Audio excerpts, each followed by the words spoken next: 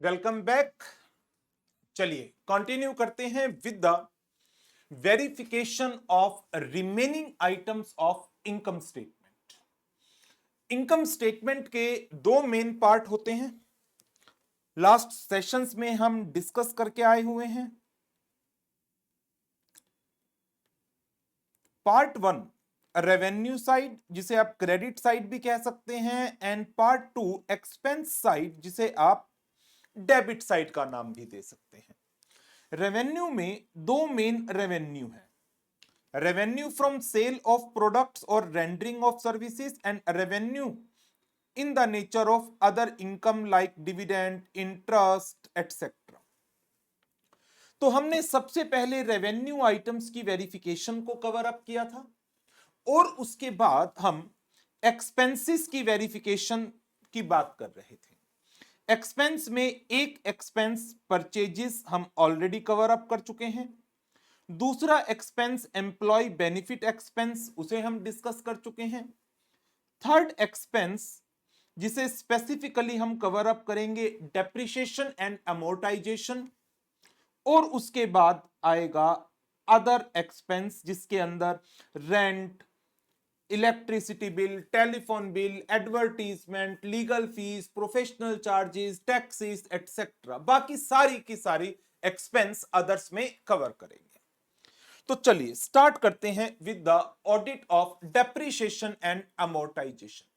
इसके अंदर एक ही टॉपिक है जो मेन है, इंपॉर्टेंट है, लर्न करना है, और वो है एट्रीब्यूट्स टू बी कंसीडर्ड।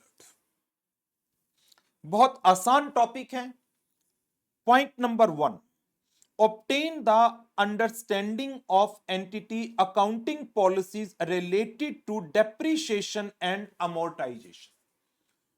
किस पॉलिसी के बेसिस पर depreciation in relation to tangible fixed asset and amortization in relation to intangible assets charge किया जाता है। जो पॉलिसी है that should be as per the relevant provisions of Companies Act 2013 and the applicable accounting standard. Policy should be applied consistently. Any change in the policy need to be disclosed adequately. तो first 3 point हमारे किससे related है? Accounting policy से related है। Auditor need to obtain the understanding of the entity accounting policy related to depreciation and amortization, thereafter ensure कि जो policy है for charging the depreciation and amortization is as per the relevant provisions of Companies Act 2013 and the applicable accounting standards। Third point, जो accounting policy है वो consistently applied होनी चाहिए, और in case कोई भी चेंज किया जाता है पॉलिसी में, स्ट्रेट लाइन टू WDV और प्रोडक्शन यूनिट मेथड, कोई भी चेंज आता है, then that change need to be disclosed adequately. Now depreciation need to be calculated after adjustment of residual value from the cost of the asset। यदि मैं straight line method की बात करूं तो historical cost minus expected residual value divide by life of the asset, इस तरह से हम डेप्रिसिएशन निकालते हैं। तो जो डेप्रिसिएशन की कैलकुलेशन है that should be after adjustment of the residual value from the cost of the asset. Depreciation charges, amortization charges, whether they are valid, whether they are accurately calculated and recorded into the books of account, whether the charges are recorded in the appropriate accounting period, and whether the parts or the components of each item of the property, plant and equipment are depreciated separately। तो अब इस topic में भी आपको 4 से 5 points हैं जो learn करने हैं। तो पहले 3 पॉइंट तो अकाउंटिंग पॉलिसी के ही ले लो। Number 1, obtain an understanding of the accounting policy, entity accounting policy related to depreciation and amortisation. ensure that the policy for charging the depreciation and amortization is as per the relevant provisions of Companies Act and the relevant accounting standard. Accounting policies has been applied consistently. Any change in the accounting policy is to be disclosed appropriately, adequately. 3 point accounting policy के आ गए. Thereafter, depreciation, whether the charges for depreciation and amortization are valid, whether the amount is calculated after considering the residual value of the asset, whether they are appropriately recorded into the books of account, whether they are recorded in the appropriate accounting period, whether each part or component of the PPE उनके ऊपर depreciation has been calculated separately. तो ये topic important है, ये आपको learn करना है. Now assertion, simple occurrence, recorded depreciation and amortization actually incurred during the period. Completeness, depreciation and amortization expenses have been recorded appropriately and there is no understatement or overstatement. Measurement, depreciation and amortization expense have been measured appropriately. Presentation and disclosures, required disclosures have been appropriately made. याद यही करना है. Attributes, audit procedure, obtain the understanding of the entity process of charging depreciation and amortization. Obtain fixed asset register maintained by the entity. Check the nature of asset from the fixed asset register. Physical verification fixed assets की possible है, provided these are significant or material in value. Select the sample of assets from the fixed asset register based upon the materiality consideration. Verify the rates of depreciation and depreciation calculation. Obtain list of all components identified by the management. Ensure intangible assets like patent, trademark, goodwill, patent, trademarks, goodwill, copyrights, franchise, merchandise, license, etc. They are properly amortized. Depreciation is charged on the assets from the date when it is ready to use and not from the date of actual uses. वो period जिसके लिए asset use नहीं किया गया but asset was ready for use, that should also be considered for charging the depreciation. Depreciation on a revalued amount has been properly accounted from the revaluation reserve. Perform analytical procedures so as to obtain evidence for the overall reasonableness of the depreciation and amortization. Depreciation and amortization has been charged as per the useful life of PPE and intangible asset. Ensure that residual values have been properly verified. तो ये 10 point हैं verification procedures के और बहुत बहुत simple point हैं, important नहीं है एज सच, बट फिर भी 4 to 5 पॉइंट्स आपको लर्न रहने चाहिए. पहला एक point, obtain the understanding of the entity process for charging the depreciation and amortization. Number 2, obtain the fixed asset register maintained by the entity and check the nature of asset from the fixed asset register. Where possible, physically verify the fixed asset at least for those assets which are having significant value. Select the sample of assets from the fixed asset register based upon the materiality consideration and verify their rate of interest and the depreciation calculation. Obtain the list of all the components identified by the management. Ensure that intangible assets are amortized appropriately. Depreciation is to be calculated from the date when the asset is ready for use, not from the actual uses of the asset. Depreciation on revalued account properly accounted from the revaluation reserve. Perform the analytical procedure so as to obtain evidence for the overall reasonableness of the depreciation and amortization. Depreciation and amortization should be as per the useful life of the PPE and intangible asset. Ensure that residual values have been properly verified. So ये points हैं हमारे in relation to audit procedures for the intangible assets as well as tangible assets. Intangible assets के लिए amortization, tangible assets के लिए depreciation. Disclosure requirement, accounting policy, useful life of the assets as per the schedule 2 of the Companies Act 2013, residual value of the asset and the method of depreciation. So accounting policy, useful life, residual value and the method followed for the depreciation.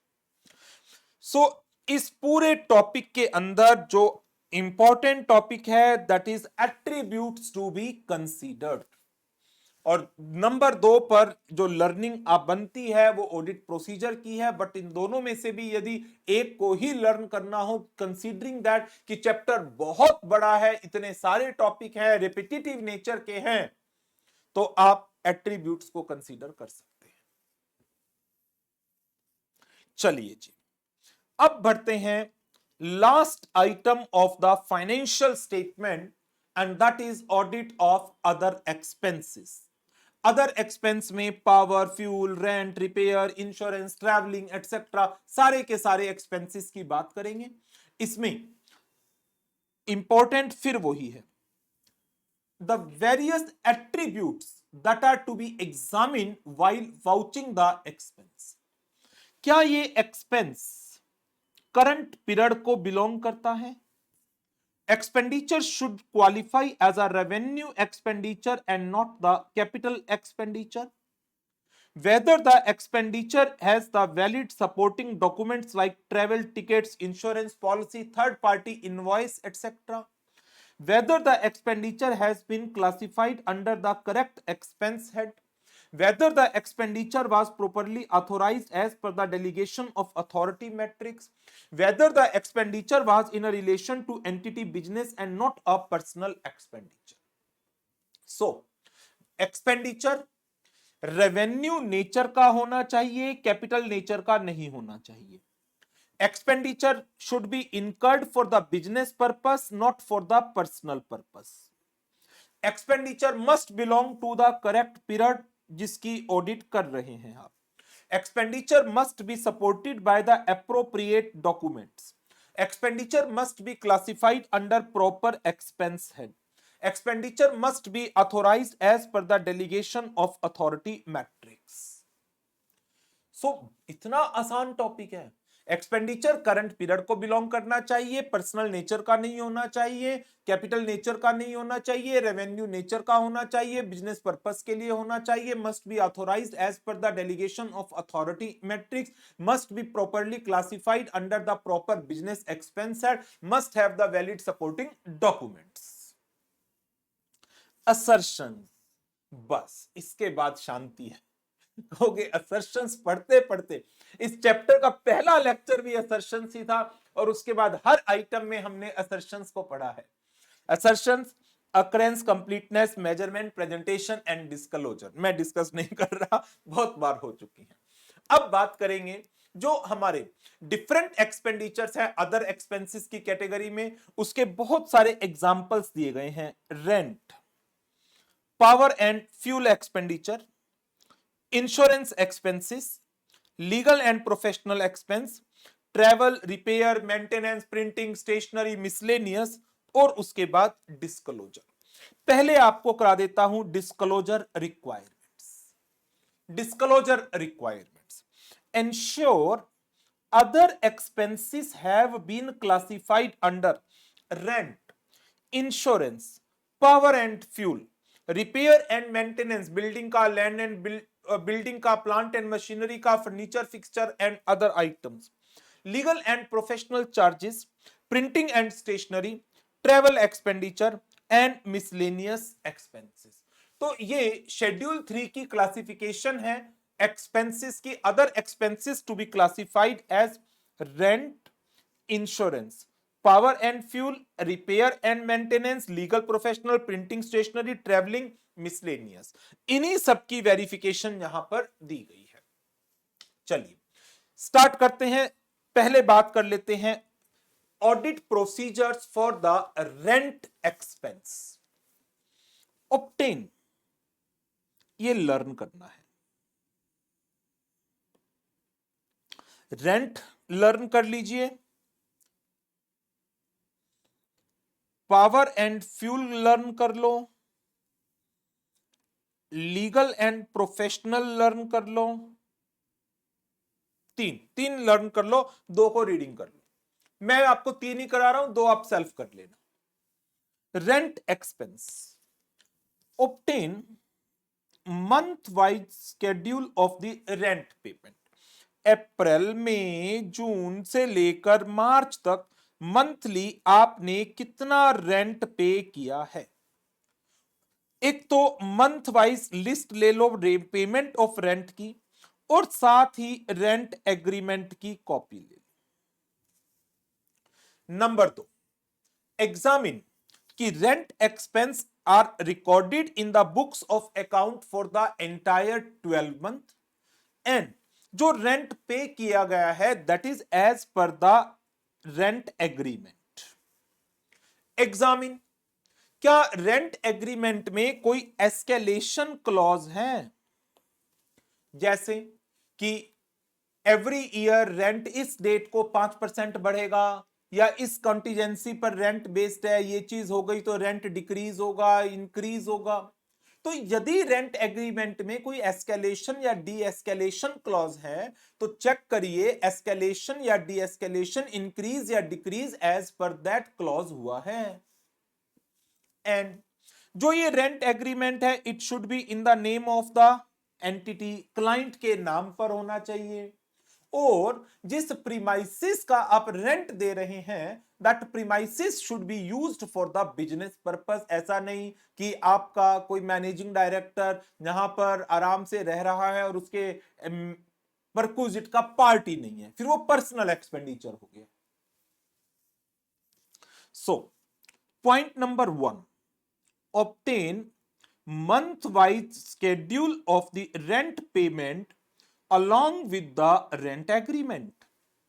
Examine whether the rent expense has been recorded for all the 12 months and rent paid is as per the underlying agreement. Check whether the agreement contain any escalation clause, and if yes, whether the rent has been increased or adjusted during the period only as per the escalation clause. Verify whether the agreement is in the name of the entity.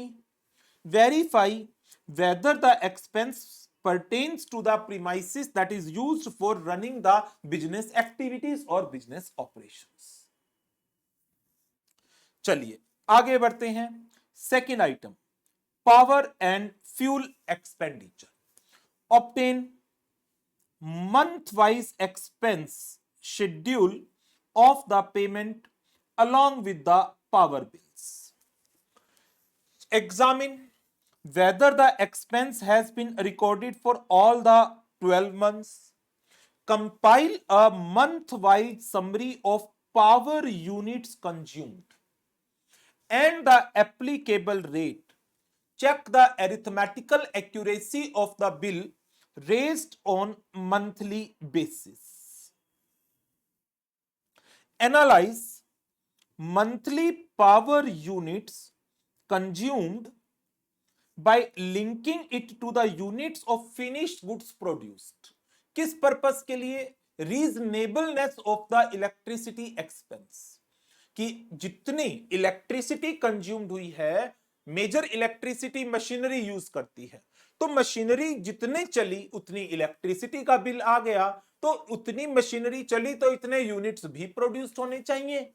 तो ये एक analytical procedures perform कर लीजिए to find out the reasonableness of the expenditure, and in case of any significant differences variance ask for the reasons. Simple. So repeat कर लेते हैं एक बार।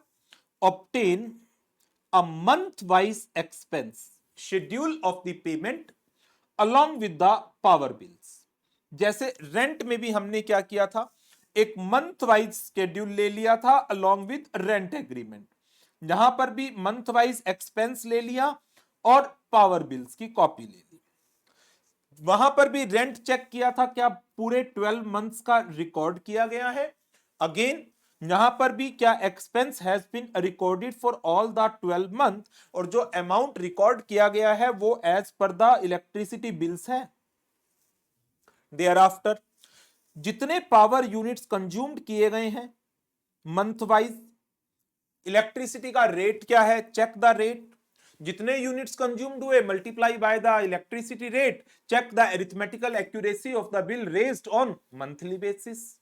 There after एक analytical procedure analyse monthly power units consumed by linking it to the units of the finished goods produced and investigate the reasons for the variance in the monthly trends. Now इसके बाद next item आ जाती है हमारी insurance expenditure. As such important नहीं है but फिर भी एक बार रीडिंग ले लेते हैं। Obtain the summary of insurance policies taken along with their validity period, कि इंश्योरेंस पॉलिसीज कौन कौन सी ले रखी हैं और कब तक वो वैलिड है, सम एश्योर्ड क्या है, कितना प्रीमियम पे किया गया है, whether the expenditure has been classified, कि यदि आपने पॉलिसी ले ली 3 साल की और 3 साल का इकट्ठा प्रीमियम पे कर दिया, then the premium paid is prepaid for 2 years। verify whether the expenditure is classified between the prepaid and the current year expense based upon the number of days। बस ये दो छोटे छोटे पॉइंट है, इस कारण से ये मुझे नहीं लगता ये इंपॉर्टेंट बनता है। नेक्स्ट जो आपको लर्न करना है that is legal and professional expenses, कि आपने किसी एडवोकेट को, कंसल्टेंट को, प्रोफेशनल को कोई अमाउंट पे किया है, then obtain a month wise and consultant wise summary।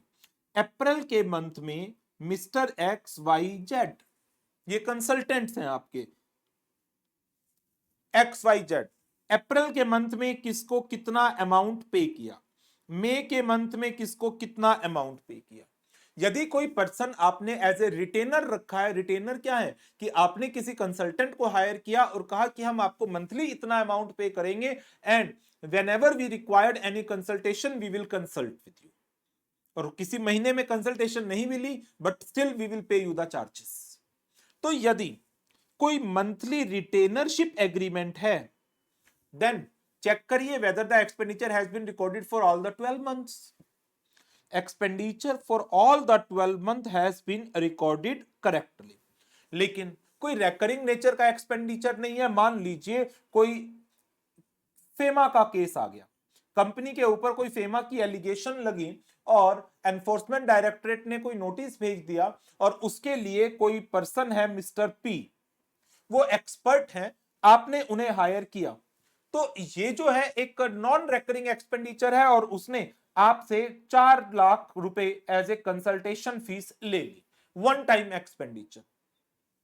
तो यदि ऐसे नॉन रेकरिंग एक्सपेंडिचर्स हैं, एक दो हैं सबको चेक करो, ज्यादा है सैंपल बेसिस पर चेक करिए and vouch for the attributes.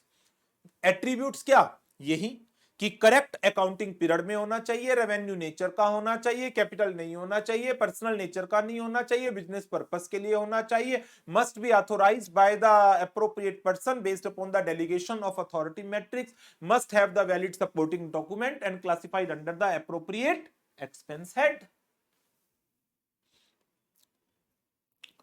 Special focus should be given while vouching for the legal expense as it may highlight a dispute for which the entity may not have made any provision and matter may also have not been discussed or highlighted to the auditor for any specific consideration। तो यहां से आपको S A 501 ध्यान हो तो S A 501 में हम 3 specific items के ऊपर स्पेशल कंसिडरेशन देते थे। एक था इन्वेंट्री, दूसरा था लिटिगेशन एंड क्लेम और तीसरा था सेगमेंट इंफॉर्मेशन। तो लिटिगेशन एंड क्लेम कई बार होता है मैनेजमेंट लिटिगेशन एंड क्लेम को आइडेंटिफाई ही नहीं करती, डिस्क्लोज ही नहीं करती, उसके जो डिस्क्लोजर्स रिक्वायर्ड है वो नहीं देती। बट यदि आप लीगल एंड प्रोफेशनल एक्सपेंसेस की इन डेप्थ एनालिसिस कर रहे हैं, बेस्ड अपॉन दैट एक्सपेंस आपने किसी भी पर्टिकुलर एक्सपेंडिचर को आइडेंटिफाई किया तो हो सकता है उसके कॉरेस्पॉन्डिंग जो डिस्प्यूटेड मैटर है या मैटर अंडर लिटिगेशन है उसके डिस्क्लोजर दे ही ना रखे हो, उसके कॉरेस्पॉन्डिंग जो प्रोविजन रिक्वायर्ड है, कंपनी की लायबिलिटी अराइज हो सकती है इस डिस्प्यूटेड मैटर में, उसका प्रोविजन ही ना बना रखा हो। सो special focus should be given while vouching the legal expense, as it may highlight a dispute for which the entity may not have made any provision and matter may also not have been discussed or highlighted to the auditor for his specific consideration. So 4 point, पहला month wise and consultant wise summary ले लीजिए। Monthly retainership agreements के case में ensure करिए expenditure for all the 12 months have been recorded correctly. For any non recurring expenditure select the sample on random basis and watch for the attributes and special focus should be given while vouching for the legal expenses. Next, travel, repair, maintenance, printing, stationery and miscellaneous expense दे दूं आपको करने को। Self, ये आप self करेंगे, आसान सा टॉपिक है। जो चीजें इतनी पढ़ चुके हैं इस चैप्टर में कुछ भी नया नहीं मिलेगा, उन्हीं से रिलेटेड पॉइंट्स मिलेंगे। वाउचिंग के, एनालिटिकल प्रोसीजर्स के, ऑथराइजेशन के, अप्रूवल के, रीजनेबलनेस टेस्टिंग के, एटसेट्रा, कुछ नया नहीं आएगा, राइट। तो इसके साथ हमारा ये topic that is verification of income statement items complete हो गया है। तो पहले इस चैप्टर में हमने बात की थी एट्रीब्यूट्स की, देयर आफ्टर हमने बात की बैलेंस शीट आइटम्स की, फिर हमने बात की इनकम स्टेटमेंट आइटम्स की। नाउ अब इस चैप्टर में है एक छोटा सा मिसलेनियस प्रोविजंस का topic, a very very very important topic, जिसमें एज सच लर्निंग नहीं है, सॉरी गलत उल्टा बोल गया, लर्निंग ही लर्निंग है, समझाने वाली चीजें कंपैरेटिवली बहुत कम है। डिस्क्लोजर्स है, सीएसआर एक्टिविटी का, क्रिप्टो करेंसी का, बेनामी प्रॉपर्टी का, स्ट्रक ऑफ कंपनीज का एंड रेशियोज का, 5 डिस्क्लोजर्स हैं जो लर्न करने हैं, 5 डिस्क्लोजर्स, और इनमें से एक क्वेश्चन 99.9% बनता है एग्जाम में। तो इस टॉपिक को मैं अलग से आपको रिवाइज करा दूंगा, ठीक। अदरवाइज वैसे इसमें लर्निंग इन्वॉल्व है और पूरा का पूरा टॉपिक लर्न करना है। तो इस चैप्टर में सिर्फ हमारा ये एक मिसलेनियस प्रोविजन का टॉपिक बच गया, जिसके अंदर आपको लर्निंग करनी है। आप सेल्फ भी करना चाहें, वीडियो ना भी देखना चाहें, then also it is okay, but इसकी वीडियो मैं अलग से रिकॉर्ड कर दूंगा और आपको अवेलेबल करा दूंगा। वीडियो से करना चाहो वीडियो से कर लेना, बट सेल्फ भी करोगे बड़े आराम से हो जाएगा, लर्निंग इन्वॉल्व है सारी की सारी, ठीक है। तो इस सेशन को यहीं करते हैं ओवर, और नेक्स्ट सेशन में हम मिसलेनियस को एक बार जल्दी से कवर अप कर लेंगे और फिर ये चैप्टर हमारा कंप्लीट। और जो आज टॉपिक्स कराए हैं डेप्रिसिएशन का एंड अदर एक्सपेंडिचर्स का, उनके क्वेश्चंस की प्रैक्टिस जरूर कर लीजिएगा, ठीक है। Thank you very much.